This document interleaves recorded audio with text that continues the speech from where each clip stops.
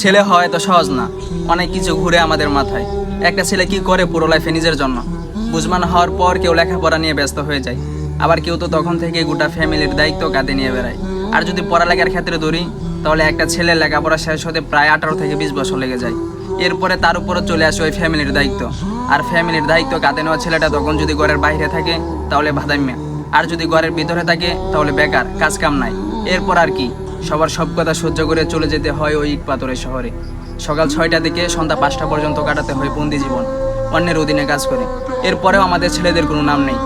আর মেয়েদের ক্ষেত্রে, আমরা ছেলেরা যদি ভুলেও কোনো মেয়ের গায়ে টাচ করি না তাহলে আমরা নির্যাতক, আর মেয়েরা যদি আমাদের গায়ে হাতও তুলে তাহলে আমরা কাপুরুষ। আর একটা ছেলে কী বা করে পুরো লাইফে নিজের জন্য? বাবা মার ওষুধ থেকে ধরে বউ বাচ্চার সমস্ত শখ পূরণ করার দায়িত্ব একটা পুরুষের। এমনকি একটা পুরুষ নিজের সমস্ত শখ ত্যাগ করে তার পরিবারের কাছে নিজের সবটুকু দিয়ে চায় তার পরিবারের মুখে হাসি ফোটাতে। কিন্তু কি লাভ এত কিছু করে? শেষে গিয়ে একটা ভুল করলে সবাই ভুলে যায় কে কি করলো কার জন্য। দিন শেষে একটা পুরুষ হেরে যায় বাস্তবতার কাছে, নিজের ভিতরে চাপা দেওয়া কষ্টগুলো প্রকাশ করে একটা মিথ্যে হাসি দিয়ে নিখুঁত অভিনয়ের সাথে।